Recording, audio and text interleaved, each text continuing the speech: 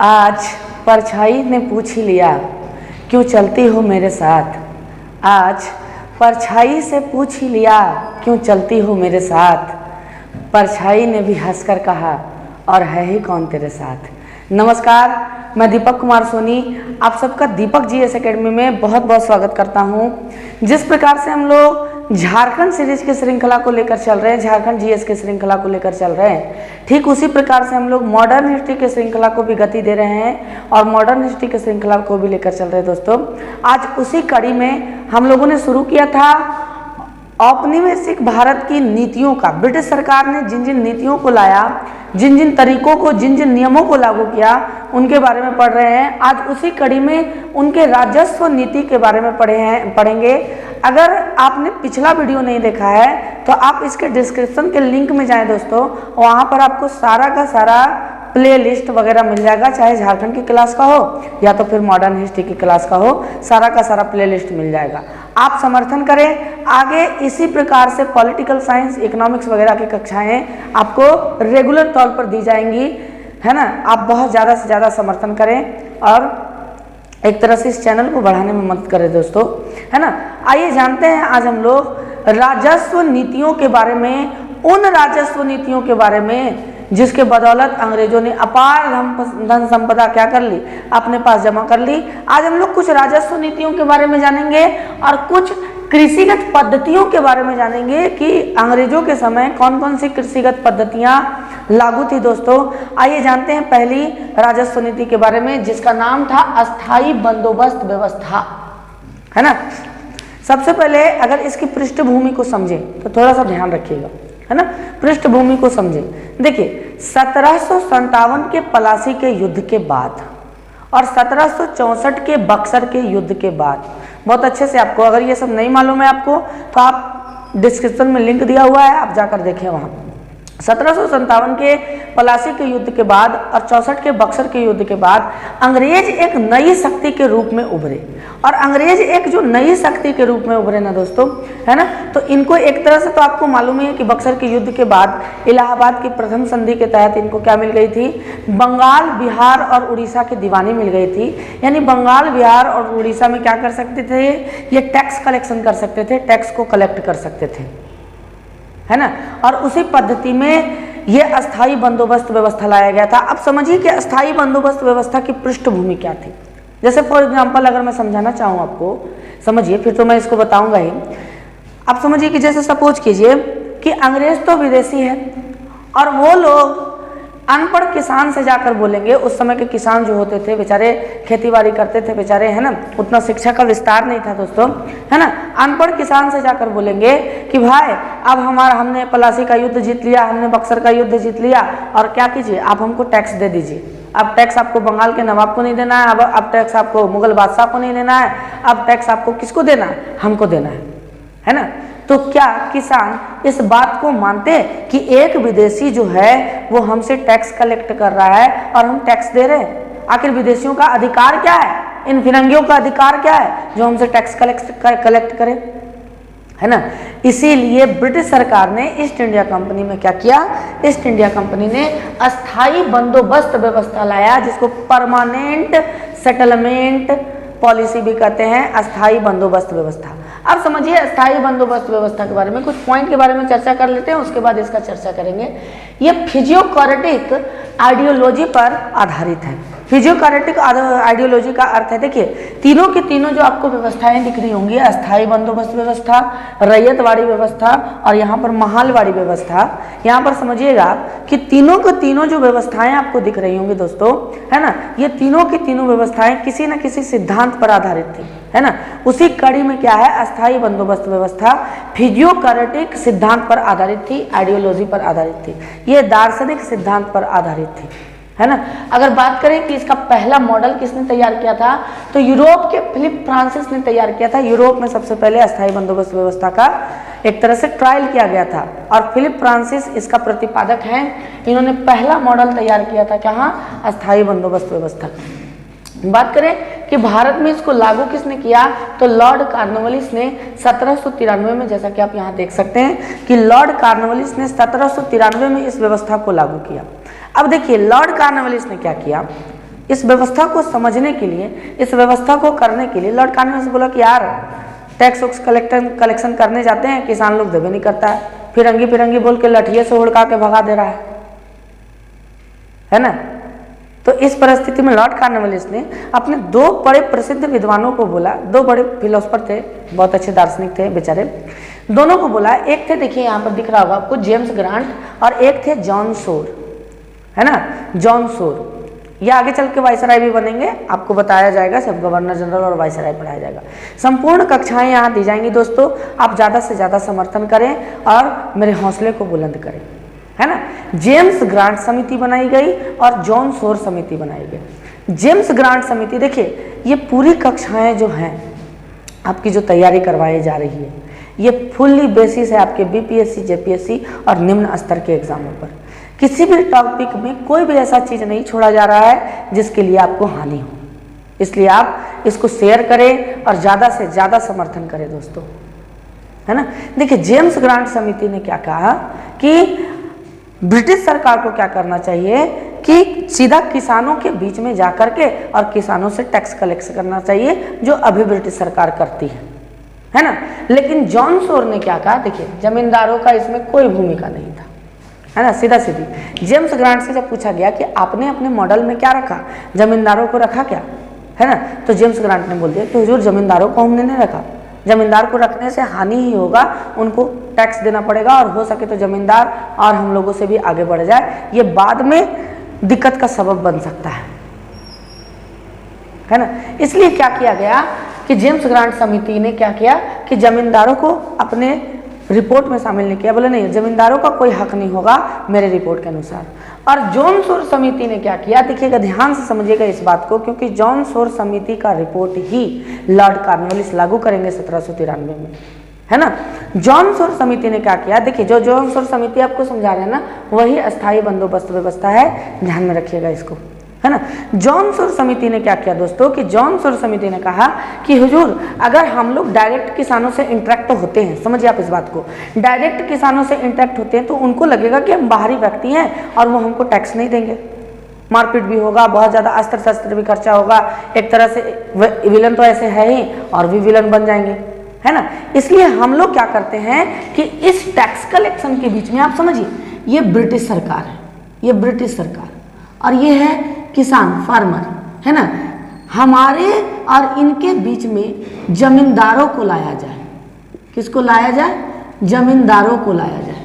Lord Cornwallis बोला ये तो बड़ा बढ़िया बता रहे हैं आप, है ना, ये तो बढ़िया बता रहे हैं कि जमींदारों को कैसे लाया जाए भाई, है ना। तो इन्होंने कहा कि देखिए टैक्स कलेक्शन का अधिकार हम किनको दे देंगे, जमींदारों को दे देंगे और जमींदार ही किसान से टैक्स कलेक्ट करेंगे।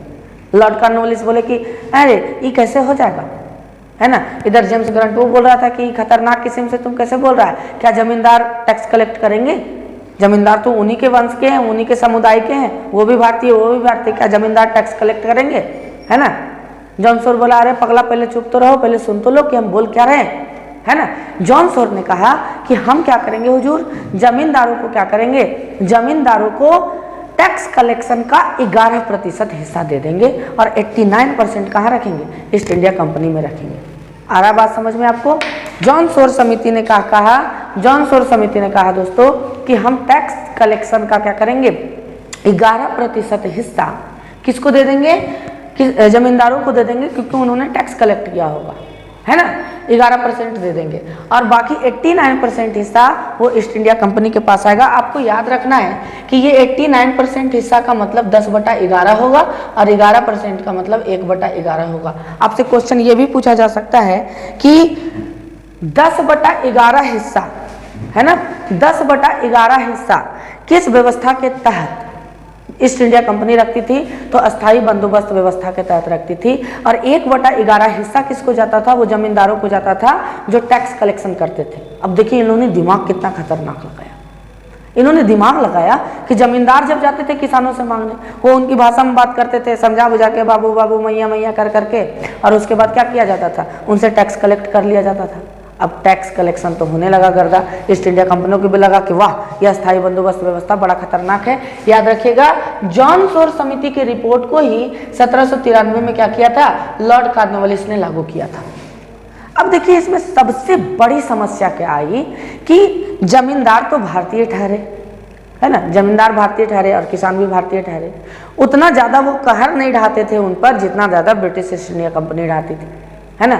अब जमींदार क्या करने लगे कि टैक्स कलेक्शन करते और अत्यधिक टैक्स कलेक्शन के लालच में निर्धारित समय के बाद तक ब्रिटिश ईस्ट इंडिया कंपनी को पैसा नहीं पहुंचाते थे। यानी आप समझिए, है ना, कि जमींदारों का मानना था कि एक ही बार 100 से हम ले लेंगे और एक ही बार पैसा जमा करके हम अपना 11% रखेंगे और 89% ईस्ट इंडिया कंपनी को दे देंगे, है ना। इस परिस्थिति में, इस लालच में जमींदार क्या करते थे कि निर्धारित समय से फालतू चला जाता था। जैसे आप समझिए कि क्या हो गया, एक मतलब कि तरीका आप समझ लीजिए कि आपको बिजली बिल भरने का है 10 तारीख तक, है ना, और आपने भरा है 15 तारीख को जा करके, तो उसका क्या लेगा, वो लेट फाइन लेगा ना। तो ठीक उसी प्रकार से इन लोगों ने क्या किया, बोला कि बस ये तो जमींदार हम लोगों से भी ज़्यादा खरखा निकल गए, इन लोग जमा तो कर ही नहीं रहा है बेचारा। पहले किसान से हम लोगों को लेना रहता था, मारपीट के किसान ले लेते थे, अब इन लोग को दिए हैं तो इन लोग महीना वाला जो है टैक्स वो दे रहा है 10 महीना के बाद, 2 महीना के बाद, 3 महीना के बाद। तब इन लोगों ने क्या किया कि बोला बॉस अब हम सनसेट लॉ लागू करेंगे। याद रखिएगा आप, 1793 में अस्थाई बंदोबस्त लागू हुआ और 1795 में सनसेट लॉ लागू हुआ। सनसेट लॉ का मतलब सूर्यास्त का नियम, बताइए, है ना। आपको सुन के लग रहा होगा कि कोई फिजिक्स का नियम है, सूर्यास्त का नियम, सूर्य ढलेगा तो सारे के सारे ग्रह गति करना बंद कर देंगे, उस प्रकार से नहीं। ये सूर्यास्त का नियम क्या था, 1795 में, इसी को परिपूर्ण करने के लिए सनसेट लॉ लाया गया था। आपसे जब भी पूछे कि अस्थायी बंदोबस्त व्यवस्था को परिपूर्ण करने के लिए कौन सा लॉ लाया गया, तो 1795 में सनसेट लॉ लाया गया। इसके तहत क्या कहा जाता था कि जमींदारों को एक डेट दिया जाता था कि जैसे मान के चलिए कि हर 31 तारीख को आपको क्या जमा करना है, ईस्ट इंडिया कंपनी में जमा करना है, आपको क्या टैक्स जमा करना है जो किसानों से आप लोगों ने तसला है ना। और किसानों को कहा, जमींदारों को कहा जाता था कि देखो हमको किसानों से मतलब नहीं है वो कितना टैक्स कलेक्ट किया नहीं किया ही किया, हम तुमको 11% दे रहे हैं ना जी, तो जितना किसान है उसके हिसाब से हमको पैसा दो और अपना 11% हिस्सा रखो। और अगर नहीं किया, ये 11% बहुत अधिक होता था दोस्तों, है ना, और अगर नहीं किया तो हम तुम लोगों को क्या करेंगे, तुम्हारा जमीन का नीलामी कर देंगे, दूसरे जमींदार को जमींदारी सौंप देंगे। ये था सनसेट लॉ क्या कि अगर 31 तारीख का समय दिया गया है तो 31 तारीख के सूर्यास्त से पहले, यानी जब तक सूर्य अस्त नहीं होता है ना, तब तक ईस्ट इंडिया कंपनी में जाके क्या कर देना होता था, टैक्स को जमा कर देना होता था। अगर सूर्यास्त के बाद 1-2 दिन बाद 3 दिन बाद किया तो समझिए उसके हाथ से, जमींदार के हाथ से जमींदारी छीन जाएगी। देखिए कितना खतरनाक इन लोगों ने साधने का नियम लगाया। और ये सब भी पगला बेवकूफ़ है एकदम, है ना। इन लोग भी जमींदार का के और ज़्यादा किसान पर कूड़ा बरसाने लगा। आप जमींदार भी एकदम खरखाए हो गए, है ना। किसान पर कूड़ा बरसाने, दो नहीं तो हम फिर ईस्ट इंडिया कंपनी को क्या जवाब देंगे, ईस्ट इंडिया कंपनी को देंगे क्या, लड़का इंग्लिश वहाँ डंडा लेके बैठा है, नहीं देंगे तो हमारा जमींदारी खत्म हो जाएगा अगर आज सूर्यास्त तक नहीं दिए तो, है ना। इस प्रकार से सनसेट लॉ अस्थायी बंदोबस्त व्यवस्था को स्थापित करने में सक्षम हुआ। अगर बात करें इसके आंकड़े की तो ये ब्रिटिश भारत के कुल 79% स्थान पर लागू हो गया, 79% क्षेत्र पर लागू हो गया, जिनमें बंगाल, बिहार, उड़ीसा, उत्तर प्रदेश और मोस्ट इंपॉर्टेंट आपको याद रखना है नॉर्थ कर्नाटका, उत्तरी कर्नाटका क्षेत्र में ये लागू हुआ था। ये कई बार क्वेश्चन पूछे गए हैं दोस्तों, है ना, कि तीनों व्यवस्थाएं जो है ना वो पूरे भारत में लागू नहीं होंगी, वो अलग अलग स्थान पर अलग अलग क्षेत्रफल पर लागू होंगी ब्रिटिश भारत की, है ना। तो अस्थायी बंदोबस्त व्यवस्था मात्र 19% पर लागू हुआ, जिनमें कौन कौन आ गए, बंगाल, बिहार, उड़ीसा, उत्तर प्रदेश और नॉर्थ कर्नाटका, है ना। अब आइए हम लोग जानते हैं रैयतवाड़ी व्यवस्था। अब समझिए इस बात को, रैयतवाड़ी व्यवस्था। अब जब 1793 का बात हो गया, है ना, जमींदारी व्यवस्था बहाल हो गई। अब जमींदार लोग भी मोटा पार्टी बनने लगा, एकदम खतरनाक किस्म से। अब जमींदार लोग भी मोटा पार्टी बनने लगा, है ना, तो मोटा पार्टी बनने लगा तो इन लोग को थोड़ा शक हुआ कि यार इन लोग क्या करता है, इन लोग धीरे धीरे हमारे खिलाफ क्या कर देगा, जहर भी भर सकता है, क्योंकि भारतीय कभी तो प्यार उमड़ेगा ही उमड़ेगा, है ना। इसलिए क्या किया कि इसलिए इन लोगों ने, है ना, थ्योरी ऑफ रेंट के आधार पर, यानी किराए की थ्योरी है, किराए का सिद्धांत, समझिएगा कि किराए का सिद्धांत क्या था। इस सिद्धांत का प्रतिपादन दोस्तों, है ना, इन्होंने किया था, आपको देख लेना यहाँ, रिकार्डो और बेंथम ने किया था। किसने किया था इस सिद्धांत का प्रतिपादन? रिकार्डो और बेंथम ने। यानी आपसे कभी पूछे कि रैयतवाड़ी सिद्धांत का प्रतिपादन किसने किया, तो रिकार्डो और बेंथम ने किया था। अब देखिए इसके तहत हुआ क्या कि इनको लगा कि साला जमींदार जो है ना, वो जमींदार जो है वो खतरनाक किस्म से एकदम आगे बढ़ते जा रहा है। एक क्षण ऐसा आएगा कि जमींदार ही बगावत कर देगा हमारे खिलाफ। ये 11% जो अस्थाई बंदोबस्त व्यवस्था के तहत दी जाती थी काफ़ी अधिक होती थी दोस्तों, है ना। आप समझिएगा इस बात को, अब तो ज़्यादा हो जाएगा, है ना। तो इस प्रकार से इन लोगों ने क्या कहा कि अब तो सब जानिए गया कि जमींदार पैसा लेके किसान से और किसको देता है? ईस्ट इंडिया कंपनी को देता है। पैसा लेके किसान से और ईस्ट इंडिया कंपनी को देता है। अब इन लोगों ने बोला, बेंथम और मिल ने कहा कि बॉस हम थ्योरी ऑफ रेंट को आधार पर एक व्यवस्था ला रहे हैं और थ्योरी ऑफ रेंट के आधार पर इस व्यवस्था को क्या कहा जाएगा? रैयतवाड़ी व्यवस्था कहा जाएगा, है ना। और इस रैयतवाड़ी व्यवस्था को लागू करने में दो व्यक्तियों का बड़ा खतरनाक योगदान है। एक कर्नल रीड का आप नाम देख रहे होंगे यहाँ, और एक लॉर्ड मुर्नो का नाम देख रहे होंगे यहाँ, है ना। आपसे क्वेश्चन पूछा जाएगा बड़ा जबरदस्त तरीका से कि रैयतवाड़ी क्या था, हम समझाते हैं आपको। ये सर्वाधिक लोकप्रिय हुआ, है ना, ये सर्वाधिक लोकप्रिय हुआ। ये भारत के 51% क्षेत्र पर ही लागू हो पाया, जिनमें बंगाल और मद्रास प्रमुख थे। आपसे पूछेगा, है ना, कि रैयतवाड़ी व्यवस्था मूल रूप से भारत के किन क्षेत्रों पर लागू हुआ, तो बंगाल और मद्रास के क्षेत्र पर लागू हुआ। लगभग भारत के 51% हिस्सों पर ही लागू हो पाया, है ना। इसको लागू किसने किया, तो पूरे भारत में अगर लागू करने का बात करें तो लॉर्ड मुन्नो ने। लेकिन तमिलनाडु के 12 महल में, है ना, तमिलनाडु क्षेत्र में 12 महल पड़ता है, तमिलनाडु के 12 महल में दोस्तों इसे कर्नल रीड ने लागू किया था। कर्नल रीड के द्वारा ये लागू किया गया था, है ना। अब समझिएगा इस बात को कि होता क्या था इसके तहत। अब इन लोगों ने बोला कि हम जमींदारों का कोई स्थान नहीं रखेंगे, अब जमींदार बीच में बिचौलिया नहीं रहेंगे। अब direct British east India company के जो अधिकारी होंगे वो डायरेक्ट किसानों से टैक्स कलेक्ट करेंगे। अब इसके तहत ध्यान से समझिएगा आप इसको, अस्थाई बंदोबस्त व्यवस्था के तहत भूमि जमींदारों के अधिकार में दी जाती थी कि इतना भूमि आपके हाथ में है, आप जिस किसान को दे दीजिए, वो रैयत को दे दीजिए, और वो क्या करेगा, अपना खतरनाक किस्म से खेती करेगा और खेती करके आपको टैक्स देगा, और वो टैक्स आप हमारे पास पहुंचाएगा 89%। लेकिन रैयतवाड़ी व्यवस्था के तहत क्या किया गया, बोला कि ना, यह 11% हम बचा लेंगे, क्योंकि अब सबको ही जान चुका था कि इनडायरेक्टली जो टैक्स है वो ब्रिटिश ईस्ट इंडिया कंपनी के पास ही जा रही है ना। और इस परिस्थिति में इन लोगों ने खेला खेल दिया। पश्चिम बंगाल में सुने ना खेला होबे, तो यहाँ भी खेला होबे हो गया, है ना। और खेला होबे, ऐसा खेला होबे हुआ कि सारे के सारे जमींदार को निरस्त कर दिया गया। और अब बोला कि ब्रिटिश ईस्ट इंडिया कंपनी अब डायरेक्ट रैयतों को क्या देगी, जमीन देगी, और डायरेक्ट रैयतों से टैक्स कलेक्ट करेगी। इसके तहत एक बड़ा अच्छा पॉइंट आपको याद रखना है कि रैयतों को यानी किसानों को 30 वर्ष के लिए जमीन का बंधक, जमीन को दे दिया जाता था, है ना, एग्रीमेंट करवा के कि अब 30 वर्ष के लिए ये जमीन आपके पास है, और हर वर्ष 1/3 उपज का कौन लेती थी, ब्रिटिश ईस्ट इंडिया कंपनी लेती थी। यही रैयतवाड़ी व्यवस्था है। कभी आपसे पूछे कि रैयतवाड़ी व्यवस्था क्या है, तो रैयतवाड़ी व्यवस्था जिसमें British east India company direct किसानों से क्या लेती थी, टैक्स लेती थी। इसका प्रतिपादन किसने किया था इस सिद्धांत का, तो रिकार्डो और बेंथम ने। इसको लागू करने में किसका हाथ रहा, कर्नल रीड और लॉर्ड मुनरो, है ना, याद रखिएगा इस चीज को। उसके बाद जानिए कि सर्वाधिक लोकप्रिय हुआ ये, है ना, क्योंकि अब किसानों को टैक्स देना है, 1/3 देना है। आप देखिएगा मुगलों में भी या दिल्ली सल्तनत में भी 1/3 देना होता था। तो ये सर्वाधिक क्या हुआ, पोषक हुआ, सर्वाधिक अच्छा हुआ, सर्वाधिक लोकप्रिय सिद्ध हुआ ये, और सबसे ज्यादा फैला भी है, क्योंकि अब किसानों को जमींदारों का हिस्सा तो नहीं देना पड़ रहा है ना। देखिए आप समझिए कि कोई भी सामान अगर 10 जगह से होकर जाए तो उस सामान का मूल्य बढ़ेगा, लेकिन हम डायरेक्ट कंपनी से खरीद रहे हैं तो उस सामान का मूल्य बढ़ेगा नहीं, उस सामान का मूल्य लगभग रहेगा जो ओरिजिनल रेट है ना।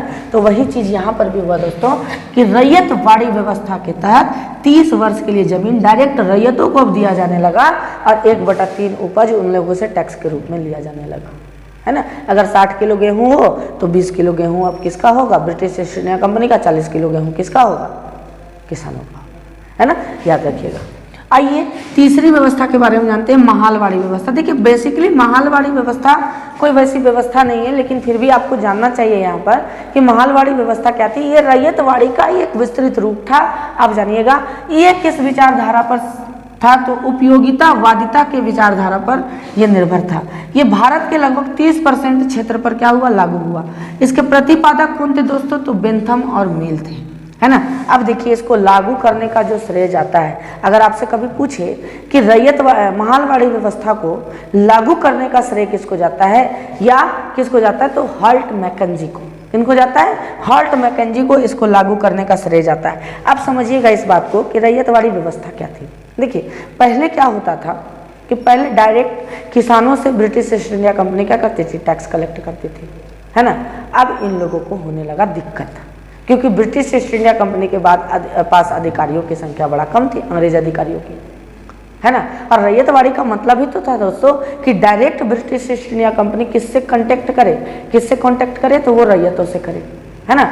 और जमींदारों का इन लोग खेला देखिए चुका था कि जमींदार धीरे धीरे बढ़ते जा रहे थे, इसलिए इन लोगों ने चाहा नहीं कि फिर से जमींदारी व्यवस्था लाए और किसानों को ही क्या बना दिया, प्रमुख बना दिया।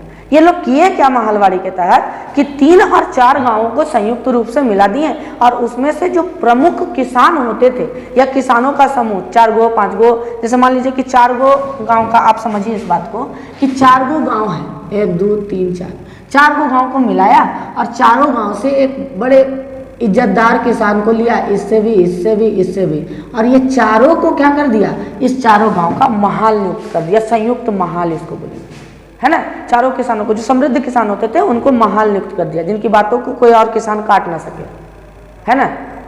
हुजूर हुजूर जो करते रहते थे किसान, जो बड़े किसान होते थे उनका, है ना, इनको महाल नियुक्त कर दिया।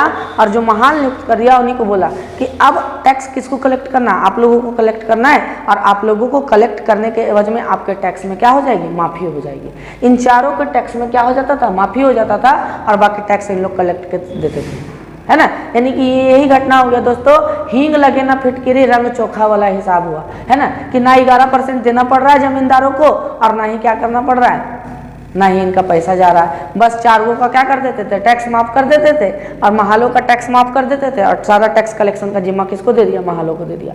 अब बढ़िया से एकदम पैसा पूरा लेते गए, है ना। यही था महालवाड़ी व्यवस्था। याद रखिएगा कि महालों को नियुक्त करके और टैक्स कलेक्शन का अधिकार उनको देना ही महालवाड़ी व्यवस्था था। याद रखना है आपको। भारत के लगभग 30% क्षेत्र पर यह लागू हुआ। पंजाब और दिल्ली में सबसे पहले इसको लागू किया गया। Most important point. अब देखिए ये जितनी भी राजस्व नीतियां थी मैंने आपको बता दिया। अब कुछ ऐसे तथ्य है कृषिगत जुड़े जिनको जानना आपके लिए जरूरी है, और ये डायरेक्ट पूछ देता है। ददनी प्रथा तो कई बार पूछा गया है कि ददनी प्रथा था क्या आखिर, है ना, कई बार पूछा गया है कि ददनी प्रथा तो क्या था। लेकिन यहाँ पर 4 चीज आपको दिए गए हैं, जिनमें से 3 कठिया तो आप जानिएगा महात्मा गांधी के समय में जब हम चंपारण सत्याग्रह पढ़ाएंगे, लेकिन यहाँ भी जानते चलिए। ये चारों को समझिए आप, 3 कठिया प्रणाली, दुबला हाली प्रथा, ददनी प्रथा, कमियोटी प्रथा क्या होती है, ये चारों आप ध्यान में रखिएगा। आइए बात करते हैं 3 कठिया प्रणाली की। तो 3 कठिया प्रणाली बेसिकली दोस्तों बिहार के चंपारण इलाके में प्रसिद्ध था, है ना। बिहार के चंपारण इलाके में पूरा जोर शोर से 3 कठिया प्रणाली को लागू किया गया था। और 3 कठिया प्रणाली बेसिकली था क्या, आप समझ लीजिए, है ना, कि जिस किसान के पास मान लीजिए 20 कट्ठा जमीन है, उस किसान को कम से कम 20 कट्ठा में 3 कट्ठा जमीन पर नील की खेती करनी होगी। यही था 3 कठिया प्रणाली। आप समझ पा रहे हैं मेरी बातों को, है ना, कि 3 कठिया प्रणाली क्या था। इसी को गिरमिटिया प्रणाली भी कहते हैं दोस्तों। इसी को नील की खेती भी कहा जाता था, जिसको चंपारण सत्याग्रह के दौरान महात्मा गांधी हमारे बाबा जी खत्म करेंगे, है ना। वो बाबा जो 1915 में आएंगे और खतरनाक तरीके से एकदम गोली बंदूक के और भारत को आजाद करेंगे, है ना। तो 20 कट्ठा जमीन में 3 कट्ठा जमीन पर नील की खेती करनी होती थी। अब आप बोलिए ये तो बड़ी बढ़िया बात है, अंग्रेज लोग करने बोल रहे हैं, अंग्रेज लेता भी होगा और अच्छा से हो भी जाता होगा, बिक्री उकरी नील का खेती करता होगा। लेकिन दोस्तों आप जानिए, है ना, जब चंपारण सत्याग्रह में आपको पढ़ाएंगे तो आपको पता चलेगा कि नील की खेती करने से भूमि बंजर हो जाती थी। अगर 1 साल नील की खेती हुई ना तो उस भूमि पर 3 साल तक कोई अनाज नहीं उपजता था, क्योंकि वो बड़ा खतरनाक किस्म से उर्वरकता को खींचता है नील, है ना। इसलिए नील की खेती क्या थी, बड़ा खत्म किस्म का खेती था। 3 कठिया प्रणाली इसी को कहा जाता है। बिहार के चंपारण इलाके में प्रसिद्ध था। बात करें दुबला हाली प्रथा को, है ना, कि दुबला हाली प्रथा क्या थी, तो ये बेसिकली सूरत में लागू हुई। सूरत में ये दुबला हाली प्रथा काफी प्रचलित हुई। दोस्तों ये पीसीएस के एग्जामों के लिए बड़ा महत्वपूर्ण है, आपको एकदम ध्यान में रखते हुए और अच्छा से पढ़ना है और नोट्स बनाना है। है ना, याद रखिएगा। और आप कमेंट में ज़रूर बताएं कि आपको किस चीज़ में दिक्कत हो रहा है, ज़रूर आप बताएं और हमें सुझाव दें ताकि हम उसको सही कर सकें दोस्तों। और अपना समर्थन बनाए रखें आप, और ज़्यादा से ज़्यादा अपने दोस्तों के साथ शेयर करें इसको जो पढ़ाई करने वाले हैं। दुबला हाली प्रथा, है ना, क्या था ये दुबला हाली प्रथा? दुबला हाली प्रथा सूरत में लागू हुआ। देखिए इसके तहत क्या होता था, जो कृषक होते थे ना, कृषक जो काम करते थे, वो अपनी संपत्ति और अपने जमीनों का सारा अधिकार किसको दे देते थे? अपने मालिकों को दे देते थे। यानी कि इनके जमीनों से लेकर के इनके संपत्ति तक का फैसला लेने का अधिकार, संपत्ति तो किसानों का है ना, संपत्ति किसानों का है, लेकिन उन पर फैसला लेने का अधिकार किनका होता था? इनके मालिकों को होता था, कृषक के मालिकों को होता था। बताइए, चीज अपना और क्या ले रहा है? फैसला उनके मालिक ले रहे हैं, है ना। ये सब कुप्रथाएं थी हमारे कृषक समाज में, जो आज लगभग खत्म ही हो गई, समाप्त हो गई है ना। दुबला हाली प्रथा आपको समझना चाहिए क्या, कि कृषकों के संपत्ति पर और उनकी जमीनों पर अंतिम रूप से फैसला लेने का अधिकार किसका था? उनके मालिकों का था। यानी कि एक प्रकार से आप कह दें कि कृषकों के संपत्ति पर अधिकार किनका होता था, है ना, मूल रूप से वो मालिकों का होता था। ददनी प्रथा क्या थी, इसको अच्छा समझिएगा, कई बार पूछा जाता है कि ददनी प्रथा क्या थी। ददनी प्रथा आप समझिएगा दोस्तों। देखिए, जब ब्रिटिश आए, है ना, तो ब्रिटिश तो एक व्यापारी के रूप में आए, तो उन लोगों ने व्यापार करना प्रारंभ किया। फ्रांसीसी भी थे, डच भी थे, पुर्तगीज भी थे, सभी को मैंने बताया। आप अगर नहीं देखे हैं तो आप जाके लिंक में, डिस्क्रिप्शन में लिंक दिया हुआ है, आप जाके प्लेलिस्ट को देखें, मॉडर्न हिस्ट्री के प्लेलिस्ट को और झारखंड के प्लेलिस्ट को, है ना। ददनी प्रथा क्या था? देखिए क्या होता है, एडवांस समझते हैं आप, एडवांस बयाना देना कोई चीज़ का, तो बस ये बयाना देना ही होता था दोस्तों। ददनी का मतलब बयाना देना, है ना। इन लोग क्या करते थे कि किसानों को क्या करते थे, पेशगी अदा करते थे। उस समय देखिए भारतीय व्यापारी भी होते थे, बाहर से आए व्यापारी, फ्रांसीसी, डच सब होते थे, अंग्रेज भी होते थे, है ना। और इन लोगों, और उपज तो उस समय कम ही था, लिमिटेड उपज होता था, क्योंकि खाद वगैरह का उतना सिस्टम नहीं था, है ना। तो उनके उपज को लेने के लिए हमारे भारत में महीन किस्म का, सबसे उत्तम किस्म का कपास होता है दोस्तों, है ना। कपास को लेने के लिए, या तो फिर आर्ट एंड कल्चर से संबंधित, यानी कि हैंडीक्राफ्ट से संबंधित उन चीज़ों को लेने के लिए दोस्तों, है ना, क्या करते थे ये लोग, कृषक को कुछ नजराना शुरुए में दे देते थे। नजराना का मतलब कुछ एडवांस शुरुए में दे देते थे, और जिसके कारण कृषक बंध जाते थे उन्हीं को सामान देने के लिए, है ना। अब जिस रेट पर कृषक ने क्या किया है, नजराना को कबूल किया है, उसी रेट पर कृषक क्या करता था? ददनी प्रथा के तहत क्या करता था? उसको सामान देता था। जैसे फॉर एग्जांपल कि अगर मैंने 100 रुपये का सोना खरीदा, सपोज कीजिए कि सोना अभी है 50,000 रुपये का 10 ग्राम, और मैंने बयाना दे दिया दुकानदार को कि लीजिए हम 10,000 बयाना देते हैं, आप 50,000 का हमको सोना दे दीजिएगा साल भर बाद। दुकानदार ने उस बयाना को पकड़ लिया, वही है ददनी जो दिया ना 10,000 रुपया, वही नजराना 10,000 पकड़ लिया। अब सोना अगर लाख रुपए भी हो जाए दोस्तों, तो वो दुकानदार का हानि होगा। दुकानदार का मतलब यहाँ से कृषक से है ना, और हमसे मतलब यहाँ ब्रिटिश से है ना, तो वो दुकानदार का हानि होगा। और इस परिस्थिति में ददनी प्रथा भी कृषकों को क्या था, एक प्रकार से हानि पहुंचाने का ही तरीका था। नजराना पेश कर देते थे, और नजराना को जबरदस्ती कबूल भी करवाया जाता था कि आप इसको कबूल कीजिए, आपका फसल होगा तो आप दीजिएगा। कपास बोया ही है, उसी समय नजराना दे दिया, लीजिए 3 महीना बाद 4 महीना बाद कपास होगा, वो कपास आप हमें को दीजिएगा। अब 4 महीना बाद रेट बढ़ भी गया ना, तो उसी रेट में आपको क्या देना होगा, कपास देना होगा। ये था ददनी प्रथा। आइए जानते हैं कम्युनिटी प्रथा क्या था दोस्तों, समझिएगा ये बहुत इंपॉर्टेंट है। ये बिहार और उड़ीसा में लागू हुआ था कम्युनिटी प्रथा, है ना, बड़ा ज़्यादा प्रचलन में था कम्युनिटी प्रथा। इस चीज़ को ध्यान में रखिएगा, बहुत अच्छा से समझिए इस चीज़ को और नोट्स बनाते चलिए। कम्युनिटी प्रथा का अर्थ था दोस्तों, है ना, कि मान लीजिए कि किसी साहूकार या किसी लाला जी से या किसी धनवान व्यक्ति से, है ना, किसी कृषक ने बेचारे ने क्या लिया, उधार लिया।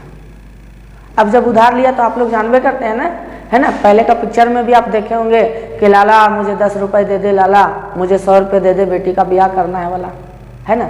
अब लाला, आप जान लीजिए कि लाला ने अगर 1000 रुपये दिए हैं ना दोस्तों साहूकार ने, है ना, आपका 7 पुश्त खत्म हो जाएगा, लेकिन लाला का मूल नहीं चुकेगा, ब्याजे चुकते चुकते आपका दिन चल जाएगा, क्योंकि लाला पढ़ा लिखा होता था और किसान बेचारे ठहरे अनपढ़, जैसे सिखाता था वैसे ही सीख जाता था, है ना।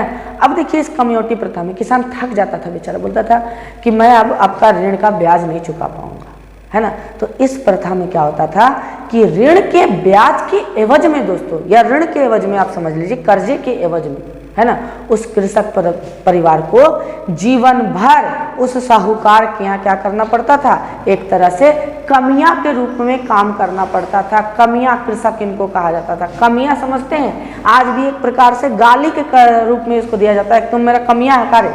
कमियां का मतलब नौकर, है ना, नौकर के रूप में जीवन भर इन कृषकों को ब्याज के ऋण के रूप में चुकाने के रूप में क्या करना पड़ता था, काम करना पड़ता था। इसी को कमियौटी प्रथा कहते थे। ये बिहार और उड़ीसा में ज़्यादा फेमस हुआ दोस्तों, है ना। आशा करता हूँ कि आपको ये क्लास बहुत अच्छे से समझ में आया होगा।